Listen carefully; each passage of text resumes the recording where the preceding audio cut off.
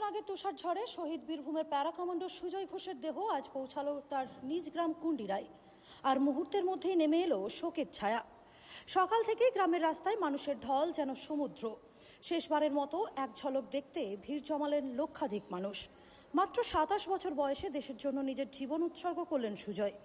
সেনাবাহিনীর গাড়ি যখন গ্রামের মধ্যে ঢোকে তখন কান্নায় ভেঙে পড়েন মা নমিতা ঘোষ, আর ভাই বোনরাও কান্নায় ভেঙে পড়েন। আমার ছেলে দেশের জন্য প্রাণ দিয়েছে, এটাই গর্ব। কান্নার মধ্যেও গর্বের সুর শোনা গেল শহীদের মায়ের গলায়। শেষ শ্রদ্ধা জানাতে হাজির ছিলেন বীরভূম জেলা শাসক বিধান রায়, জেলা পরিষদের সভাধিপতি কাজল শেখ, সিউড়ির বিধায়ক বিকাশ রায়চৌধুরী এবং বিজেপি জেলা সভাপতি ধ্রুব সাহা। উপস্থিত ছিলেন স্থানীয় প্রশাসনের কর্তা ও ব্যক্তিরাও। বীরভূম আজ গর্বিত, কিন্তু ব্যথিতও বটে। যে সুজয় হাসি মুখে সেনা পোশাক পরে দেশ রক্ষার জন্য বেরিয়েছিলেন, আজ তিনি ফিরলেন জাতীয় পতাকায় মোড়া কফিনে। গ্রামের আকাশে ভেসে উঠল একটাই স্লোগান, সুজয় ঘোষ অমর রহে। দেশের মাটির জন্য আত্মবলিদান করা সেই বীর সন্তানের বিদায় যেন চোখে জল এনে দিল সারা বীরভূমবাসীর। একদিকে গর্ব, অন্যদিকে বেদনা। এক শহীদের প্রস্থান যেন স্মরণ করিয়ে দিল স্বাধীনতার মাটিতে এখনো বেঁচে আছে ত্যাগ ও সাহসের অমর কাহিনী।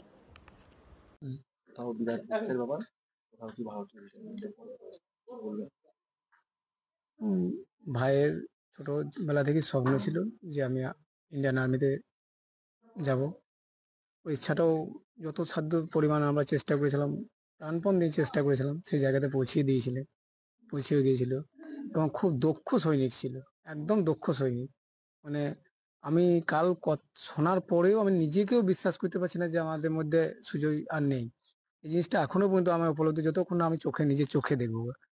তো দক্ষ সৈনিক আজকে ভারত মাতার সেবা করতে যে আজকে নিজের জীবন বলিদান দিয়েছে, এটা আমরা খুবই গর্বিত।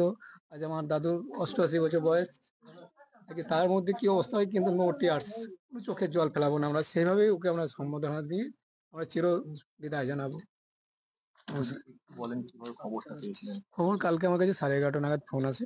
ফোন করে বলেছি, ফোনটা আসে সুজয়ের একটা সিনিয়র ছিল, ওই ফোন করেছিল যে এরকম হয়ে আছে, একটা আইসিইউতে ভর্তি আছে। ঠিক আছে, পরে তাও 8 ঘন্টা ফোন করে বলছে হ্যাঁ এরকম ক্রিটিক্যাল অবস্থা আছে। তারপর ওদের সিও স্যার ফোন করে 1:30 নাগাদ যে সুজয় আমাদের মধ্যে আর নেই, সব আশা নেই পায়। তারপর কালী পুজোতে আপনার ওই 14 তারিখে টিকিট হয়েছিল, আমাকে শুক্রবার কথা হয়েছিল। শুক্রবার কথা হওয়ার পরে বললেন দাদা আমি 14 তারিখে যাচ্ছি, 2-3 দিন কথা হবে না এখন।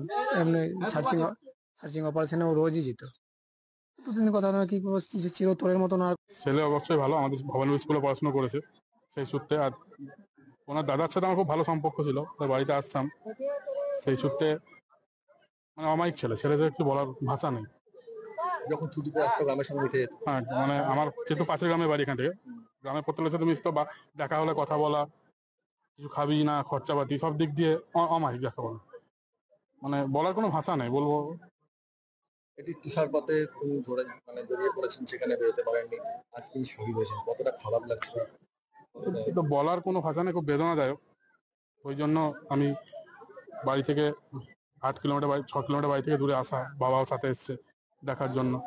যেহেতু 27 বছর বয়সে শহীদ হওয়া, জীবনে তো কিছু পেলো না, দেশের জন্য যে শহীদ হয়েছে, বলার কোনো ভাষা নেই।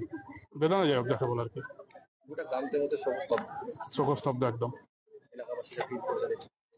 এলাকাবাসী সবাই শোকস্তব্ধ, বেদনাদায়ক। সান্ত্বনা দেওয়ার কিছু ভাষা নেই, কি সান্ত্বনা দেওয়া যায় বলুন, এত কম বয়সে শহীদ হওয়া।